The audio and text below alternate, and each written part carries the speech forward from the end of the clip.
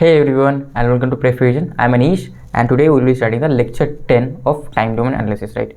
So in the previous lectures, we basically did the analysis for movement of poles for a anti-damped system, and which analyzed that how my system parameters vary with different movement of poles, right? For vertical movement, for horizontal movement, for diagonal movement, okay? And yeah, all those things we analyze, and how does my parameters vary, and which parameter is best for which pole location is best for particular type of variation, right? Okay, so now in this lecture we'll study the steady state error for both unity and non-unity feedback system. Okay, so this will be the theory part, and in the next lecture we'll solve questions through this, right? So firstly, we have to understand what does a steady state error mean. Steady state error means basically when I have an input, okay, and I have input here and I have a output here, okay, and I want to measure the difference between that, okay, and basically I want to get the error, okay. But before that, what first assumption we need to make is that my system should be stable, okay. Obviously then only I can find the error, right? If my system isn't stable, then my output will never be bounded, right? If my output is never bounded, then how will I find the error between input and output, okay? But just keep in mind that this input and output, right, I'm telling them as input and output, but they're not just simply C of t and R of t, okay. Slowly when we will go through the lecture, there we'll understand what do I mean by input and output. There are reference input also, there is actual output also. All these terms we'll understand, okay. So but my first assumption is my system should be stable for us to find the steady state error. So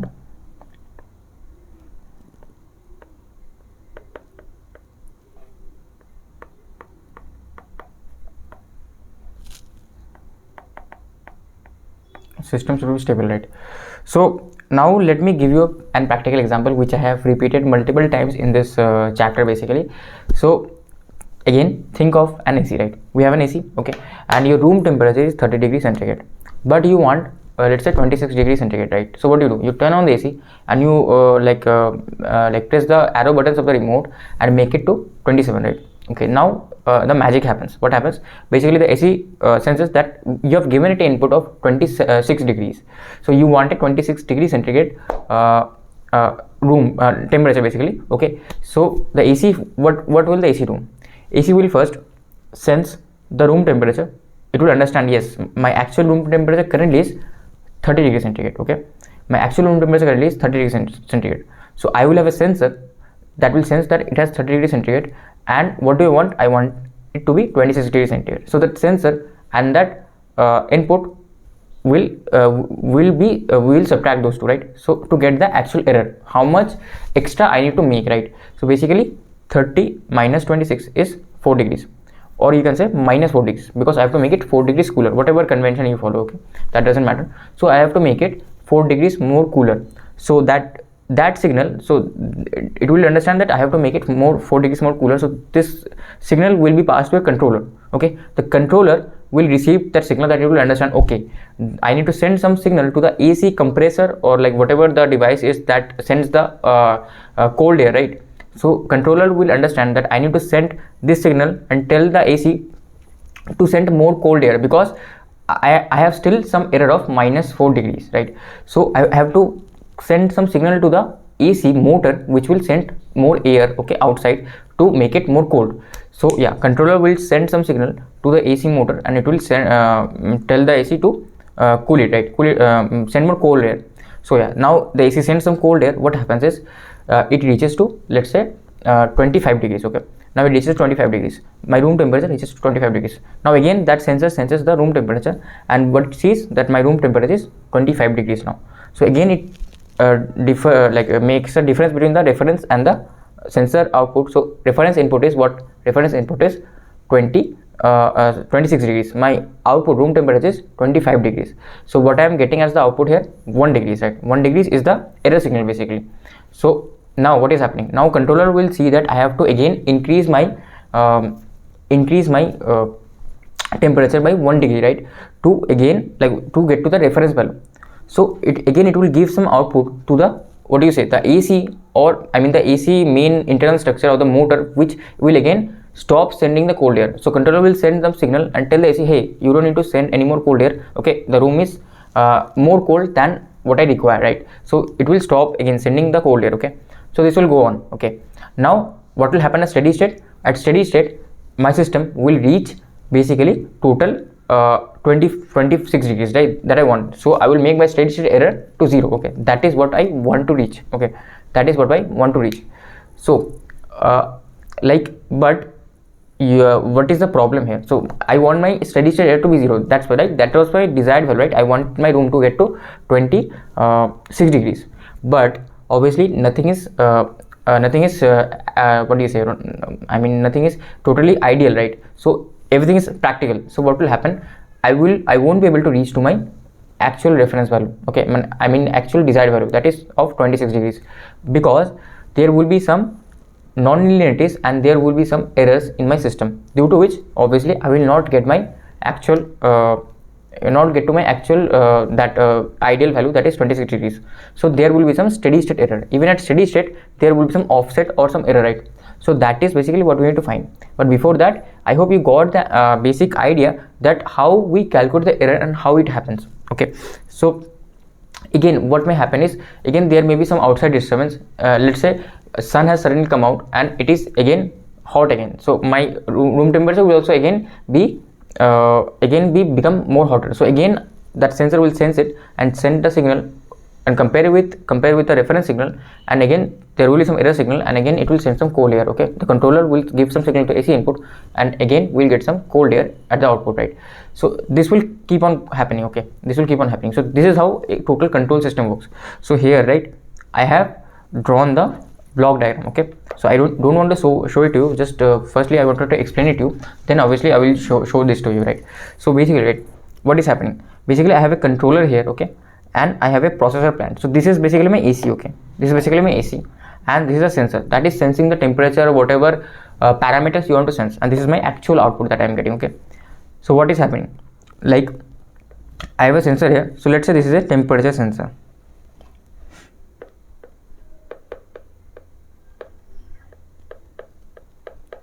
Let's say this is a temperature sensor, right? So if this is a temperature sensor, okay, now this sensor will give sense the temperature and will compare with the reference input, right? Reference input. Okay, it will compare with the reference input. Then what will happen? It will give some error. Now what do you call this error? Like this is not steady state error, this is the tracking error, right? So I am still tracking. I haven't reached steady state yet. I am still tracking my error. So this is known as the tracking error.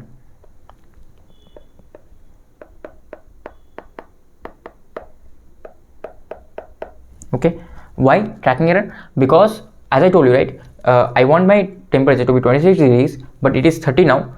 So it sends the error signal as 4 degrees right now, minus 4 degrees. Then what happens? Again my temperature decreases to 28. Now my error signal is 2. So this error is tracking the reference basically. Okay, that's why.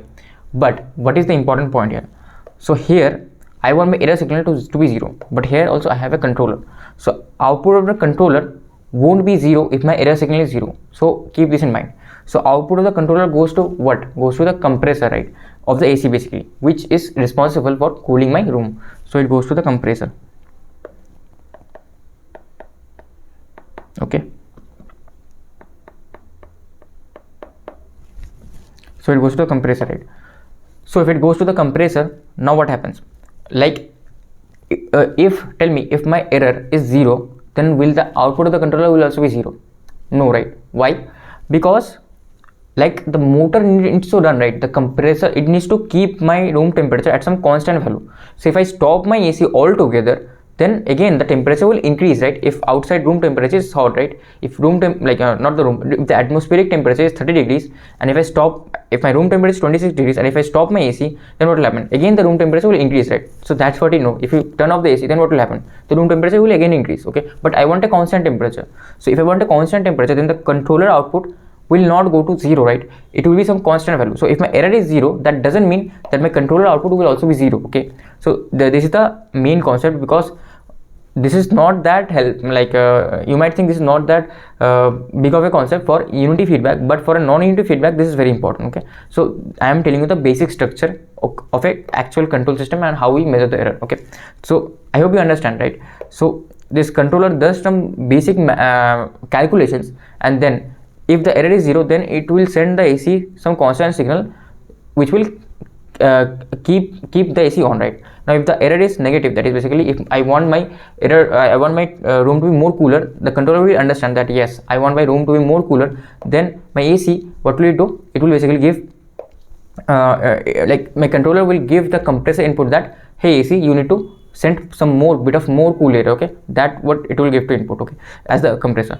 Now if my if my error is positive, basically my room is too much cold, I don't want that much cold, so then what will do? Then the controller will tell the compressor, send some signal, other type of signals that hey AC, the room is too much cool, you need to calm it down, stop it down, or send some hot air, okay? So it will make my room more hotter, okay? So yeah, this is what the controller does, and this is the my actual plant or processor, okay? That actually provides the output, okay? And sensor just senses the output. So these are the three components, okay? This is the feedback component, this is the controller component, okay, and this is the actual processor component. So this, right, at this point, this is known as the actuating signal, okay? That the input to the controller, okay? So basically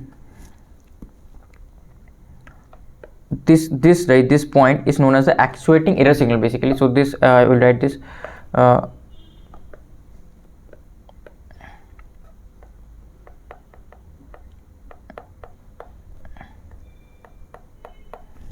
actuating error signal, okay?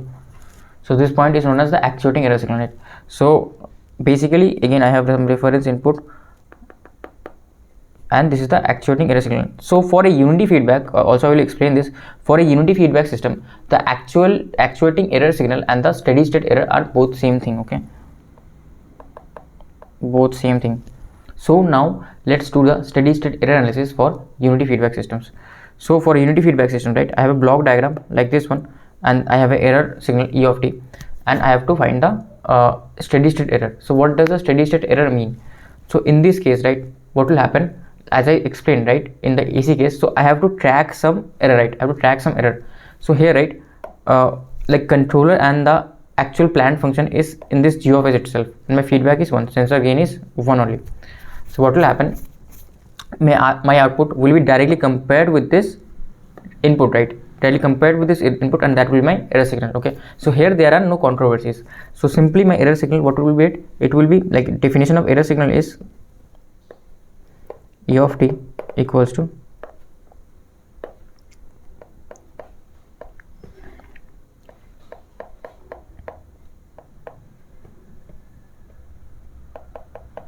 a reference input minus what to say,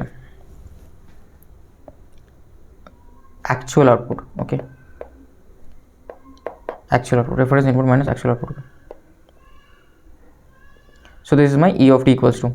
So this is a definition of E of t. Now depending on the feedback, this reference input will change, okay? Because the output is C of t itself, but what is the reference input to the this C of t, right? I don't know, because the controller is doing some mathematical calculations, and this is giving some input to the C of t. So for getting error 0 here, what will be my output? That I have to every time find out, and from there we'll understand. So obviously we'll do few examples, from there we'll understand, right? But for a unity feedback system, I want my error signal to be 0 here, okay? So if I want my error signal to be 0 here, what should be my C of t equals to, so that my error signal is 0 here? That will be my reference input, right, to the C of t, because basically my at that reference my C of t is, I mean my error is 0, okay? At that reference input my error is 0, that's why I'm getting 0, right? So what do I mean? So I want this E of t equals 0. So what is this E of t equals to? E of t equals to this R of t, and I won't write my actual output, I will write some, let's say C dash of t, right? So this is the output for which my references for which my error is 0, okay? So for this one my error becomes 0, okay? So what is my C dash of t? C dash of t is equals to R of t itself, okay? Or let me write like this one, okay? I will not write C dash of t, else you will get confused. So what will be my actuating, I mean this sensor output, right? Sensor output, let me name this as B of t. So here, right, R of t minus B of t should be equals to 0 for like for error to get 0, right? So this B of t will be my reference input to the system, right? So b of t will be my reference input to the system. So what is my b of t? B of t equals to r of t, right? So for unity feedback, basically my actuating this signal, right, will track the reference itself. So this b of t will try to track the reference itself for getting error 0. Now what is my b of t equals to? B of t is simply equals to c of t, right? B of t is simply equals to c of t. So my output will track the r of t to get error 0, basically to get steady state error 0. So as b of t equals to c of t, hence output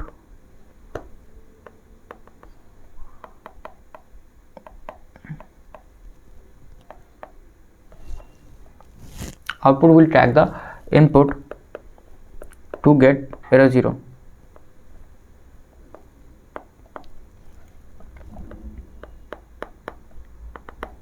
Hence this time my reference input will be r of t itself.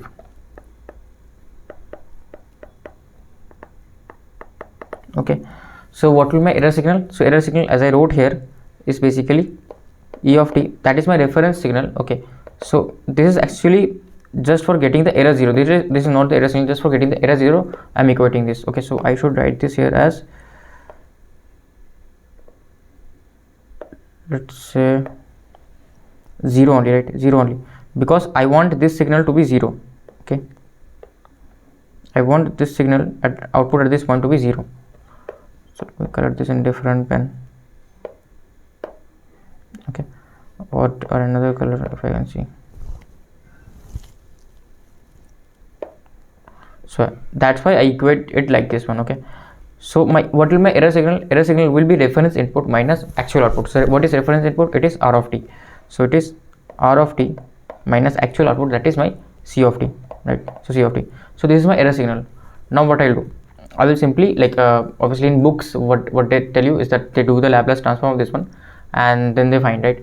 So yeah, let's do the same only. So in this case, right, the actuating error and that the steady state error will be same, basically, because this is coming over here. Okay, and like the signal that the actuator is receiving and the steady state output, right, are both same, because there is unity feedback. So this actuator input and this steady state input to the actuator are both same. That's why this c of t and b of t are same. Okay, so yeah, if you don't understand, then don't worry. Okay, we'll go to the bookish language. What they tell is, so the steady state error, now we'll find the steady state error. This was the error signal. Okay, now we'll find the steady state error. So what do you mean by steady state? It means at t equals to infinity, right? So at t equals to infinity, what is my error? Okay, why? Now you may ask, like, why will be there error? I've already explained it, but still, because obviously my system isn't perfect, right? Isn't ideal. There will be some offset, there will be some non-idealities, okay, due to which some error will happen internal to the system, and my output will have some offset to the input. That's why there will be some steady state error. Okay, so the steady state error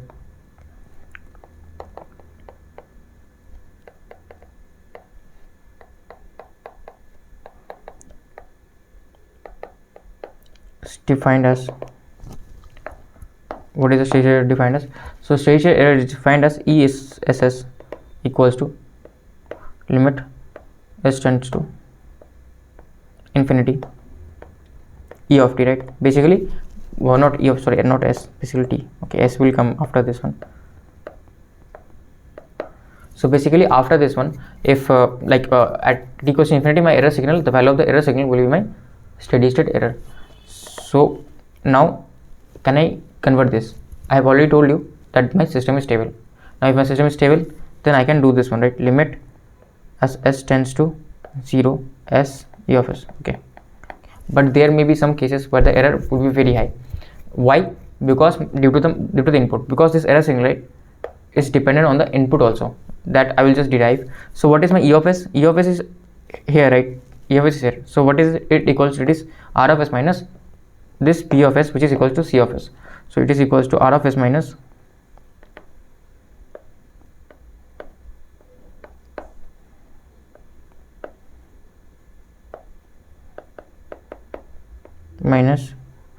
c of s. Okay, so this is basically my what E of s is equals to. Now what I can do, I can simply take R of s common over here. Okay,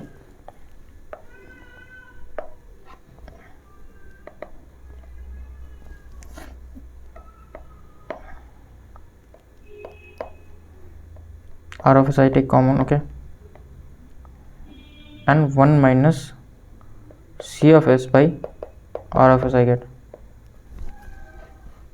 which is equal to simply this one. So what is C of s upon R of s? It is the closed loop transfer function, right? It is a closed loop transfer function.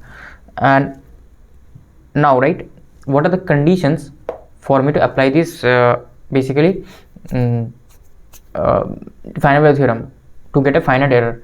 So if I want to get a finite error, then obviously the poles of this one, s into R of s into this one, should lie on the strictly on the left half plane. That only with that I can apply my final value theorem. Okay, that is very important. So yeah, my pole should lie on the left half plane of the j omega axis. Okay, then only I can apply final value theorem, the multiplication of this one, this whole term. So what I can say is this is basically limit s tending to 0 srs 1 minus transfer function basically. Okay, so this is my transfer function. Okay, so yeah, this is how we can understand from this one. So now what is my T of s? Basically my T of s is basically what do you say, g upon 1 plus gs, right? G upon 1 plus gs. So we can derive from there also. So my T of s for a unity feedback system, it's gs upon 1 plus gs. So I will put the value of T of s here, then I will see what value I get it. So like this equation,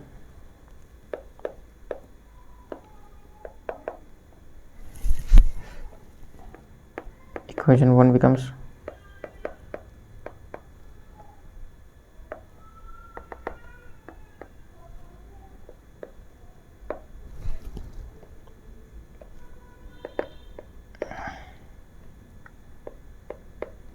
this is basically s times R of s. Now this is 1 minus g of s by 1 plus g of s, right?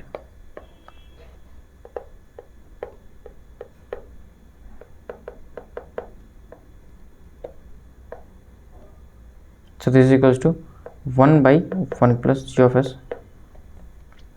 So I want to write it in terms of my OLTF and my input basically.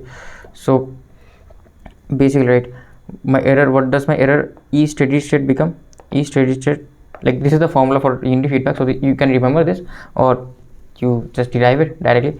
So this becomes limit s tends to 0 s R of s by 1 plus g of s. So this is the formula for unity feedback. Okay,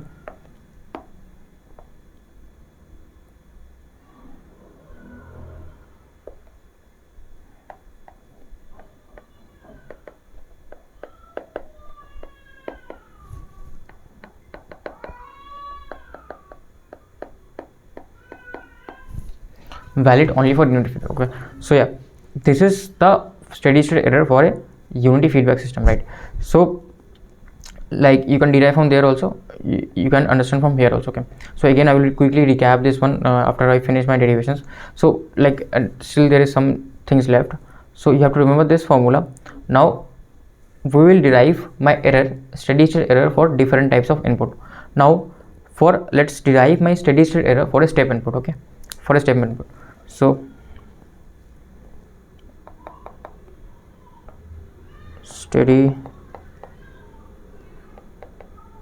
state error for a step input. Okay,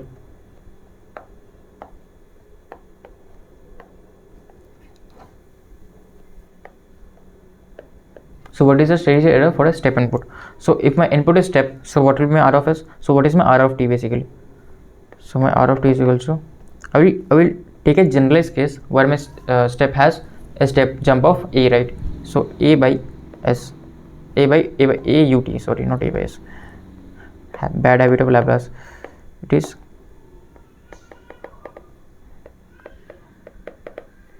so what is my R of s? is a by s, right? R of s is a by s.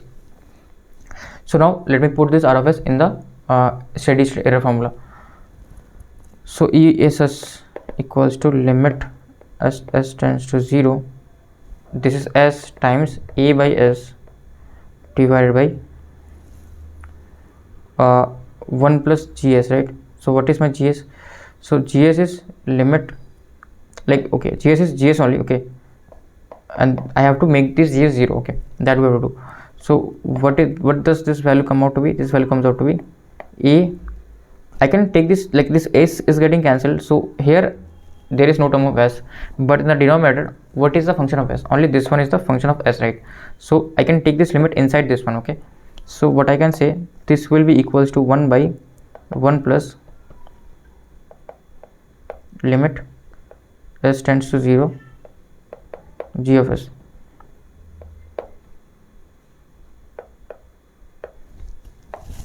Okay, limit g of s. So this is basically what my steady state error is, okay. So now, right, there is a special name for this term, that limit s tends to 0 g of s. What is the name? The name is position error coefficient, okay. So this is equals to a by 1 plus kp, okay. Generally they like in books you might say 1 by 1 plus kp, okay. There the step has one jump, right? But here I am taking it for the generalized case, so that in exam you don't get confused, because they will give you some different step, right? Let's say a step jump of a, okay, that's why. So what is my kp? Kp is my position error coefficient, okay. So this is what my kp is equals to, right? So now, right, now if I want my error to be 0, okay, if I want my steady state error to be 0, then what should happen to kp? Okay, what should be the value of kp? So like, if I put kp equals 0, no, then I'm getting some finite error. If I put kp tending to infinity, then what I'm getting? I'm getting my error as 0. Then I'm getting my error as 0, right? So yeah, I need to put kp to tend to infinity, then only I can get error 0. So for that, what needs to happen? So for that, this, what is kp? Okay, let me write kp here. Kp is equals to limit s tends to 0 g of s, right? So my kp needs to have pole at s equals to 0. If there is single pole at s equals to 0, then my kp will be infinity, and hence my error will become 0. So how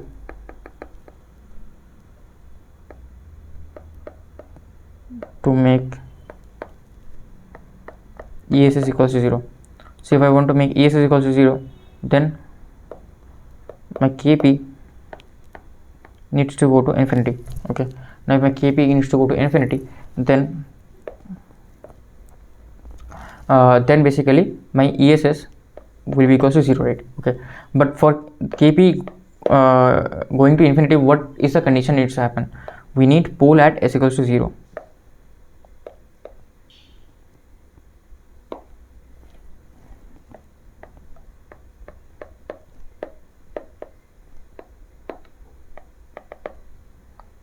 We need pole at s equals to 0. So this is ESS.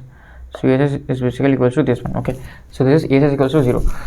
So yeah, this is basically my what needs to happen. So if I have a pole at this one equals to 0, so like this, right, this will make a by 1 plus kp, this is going to infinity, equals to 0, right? Equals to 0, okay. Let me write it here, equals 0. So yeah, now I have definitions for all these things. So if I have no pole at s equals to 0 for the GFS, right? G of s is the thing that we are concerned with kp. Kp means s equals to 0 at of g of s, the open loop transformation, OLT, right? Okay, so if there is 0 pole at s if there is 0 pole at s equals to 0, then it is called a type 0 system. If there is one pole at s equals to 0, then it is called a type 1 system for GFS. And if there are two poles for s equals to 0, then it is called a type 2 system for GFS, right? So like type, let me write, like I told you, right, that type of the system at the during the first few chapters, that I told you that the type of the system will be explained here. So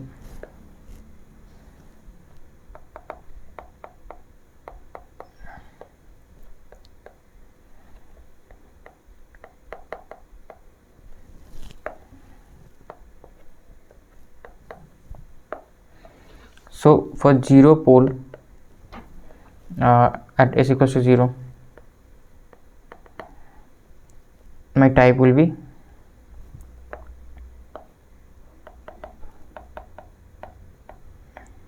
zero.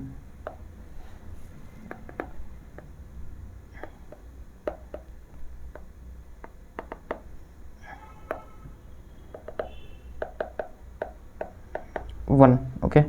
And similarly for 2 pole, my type will be 2 basically. So we find different error according to this one, that we will understand later on, but just for now you understand this one, that yeah, for 0 pole, this is type 0. For 1 pole at s equals 0, this is type 1, and for 2 poles at s equals 0, this is type 2.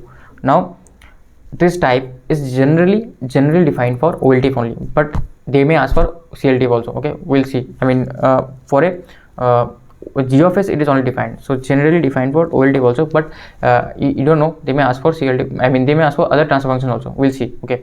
I mean, this type is generally defined for, I mean, G of s and unity feedback, right? Unity feedback, but they may ask for what do you say, non-unity feedback also. So type generally defined for unity feedback, but you don't know about the notations, right? They may ask you from some professor may follow some other convention, they may ask you that. Also I will tell you how to find the type for non-unity feedback, generally defined for unity feedback, okay. So yeah, type basically means the number of poles at the origin of the OLTF, okay. So that is one thing. So type means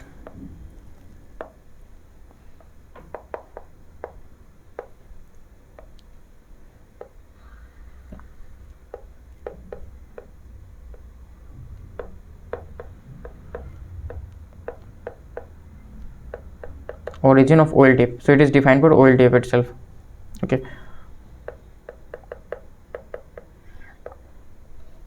Like concept of type came from like the error and all those things, that's why this type is defined for this error and OLTF, okay. So like how do you find for a non-unity feedback system, that also you will understand, but first, like if like the type I can find out from some other parameter also.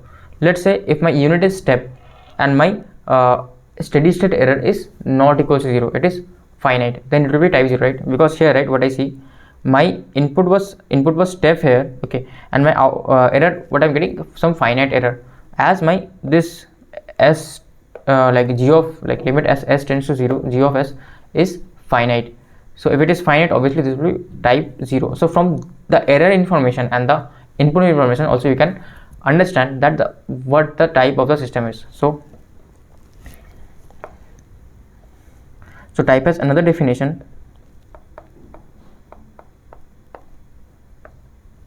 from ESS, steady state error,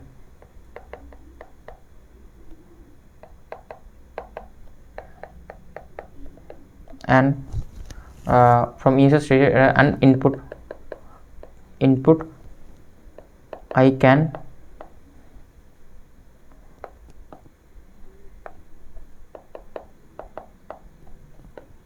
find the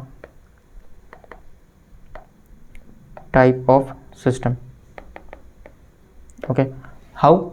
So like let me do few key points. That first one, let's say, is 1. So what is the first one? If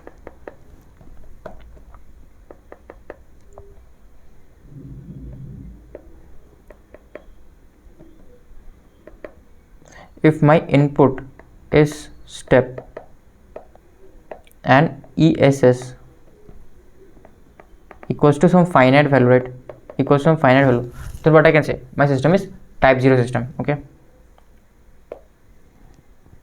then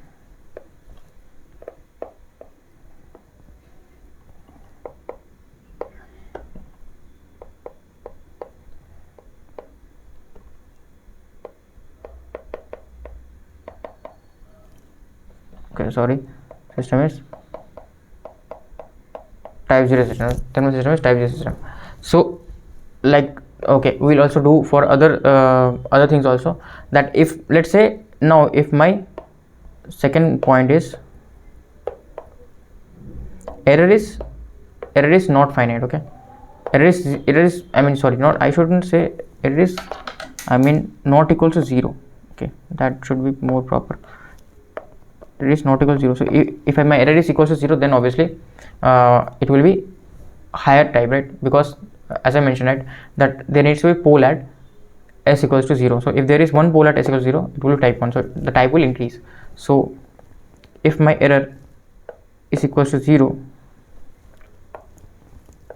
then type will increase. I mean, type, one thing what I can say, it is definitely not type 0, it is something more than type 0 system. So but what type it is exactly, we will understand in the next few slides, right. So not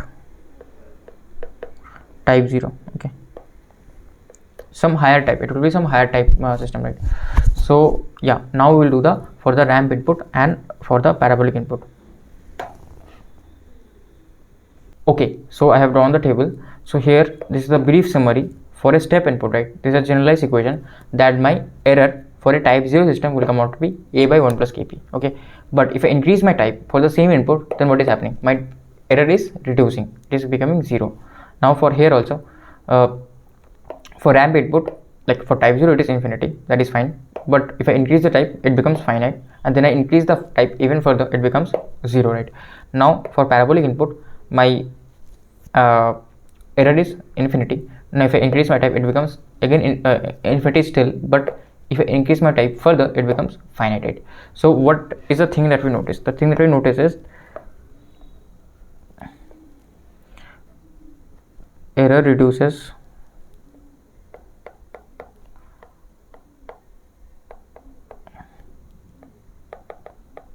with increase in type.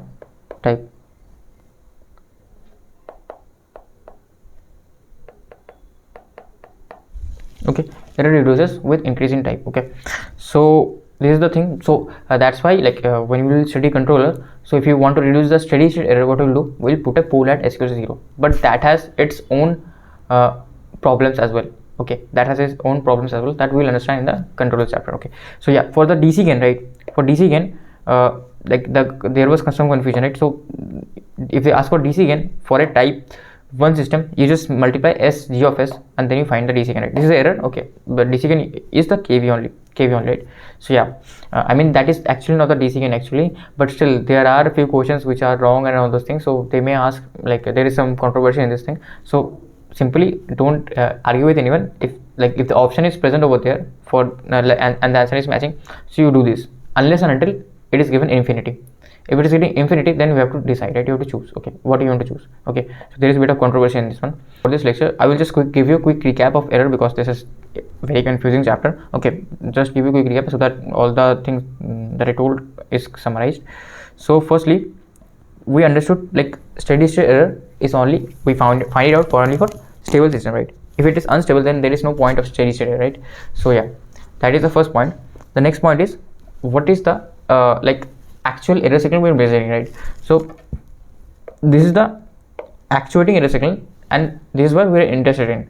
But just keep in mind that according to this actuating error signal, I have to change my I have to change my reference input. Okay, so I have, you understood the flow of how error measurement happens. So if I want the error here to be 0, but this controller output obviously won't be 0 even if this error is 0, because still we have to run the AC, right, keep the AC running, okay, to maintain the temperature of the room. So that's why this won't be 0 even if there is error 0. Okay, that is one thing to keep in mind.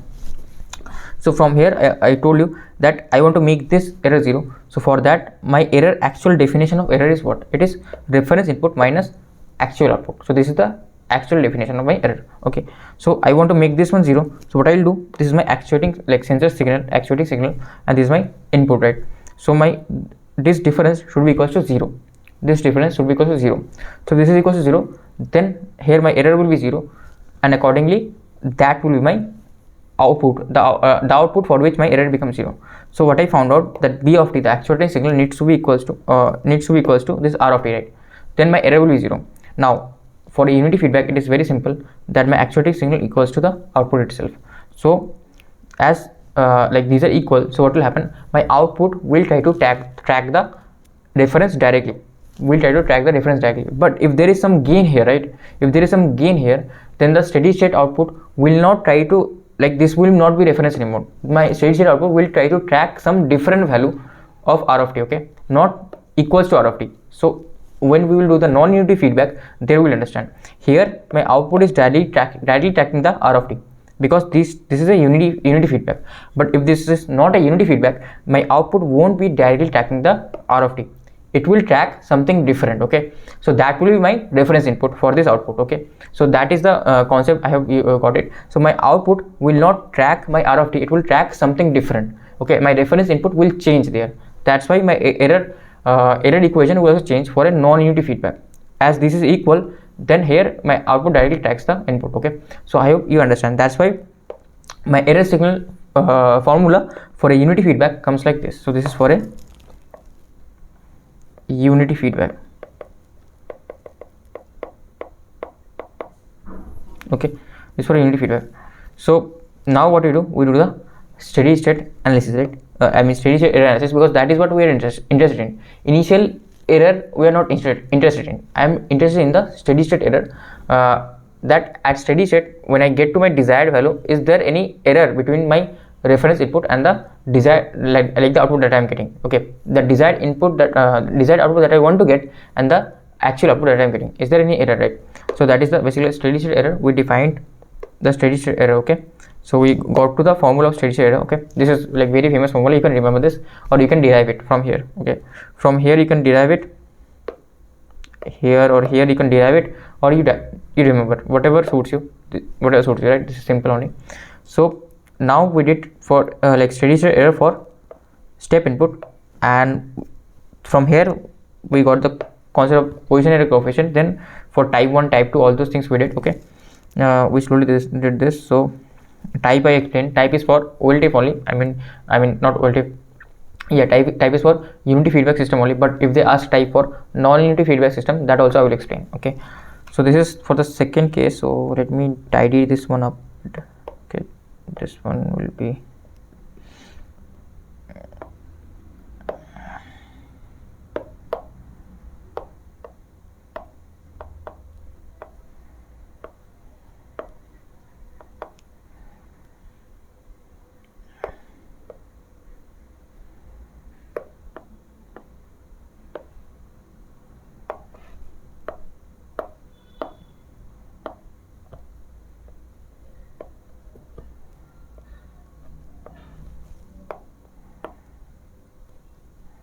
so yeah, my r of s will be this one. So I just wanted to tidy this one up a bit. So if I take the Laplace inverse, this one, now for ramp input we checked, for a type 0 system it is coming to be infinite, right? But for a type 1 system it is coming to be what do you say, it is coming to be finite. Okay, now for a type 2 system it is coming to be 0. So as I increase the type, the error reduces. Okay, so yeah, now for a parabolic input, again I will tidy this one up a bit. This one I can keep it over here, this one over here.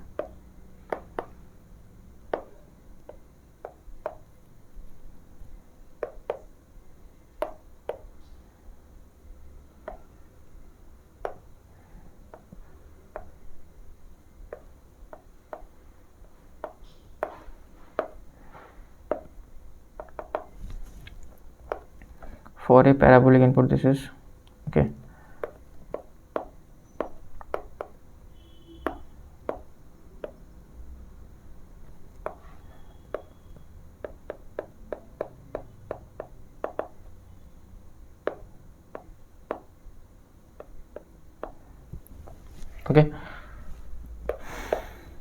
So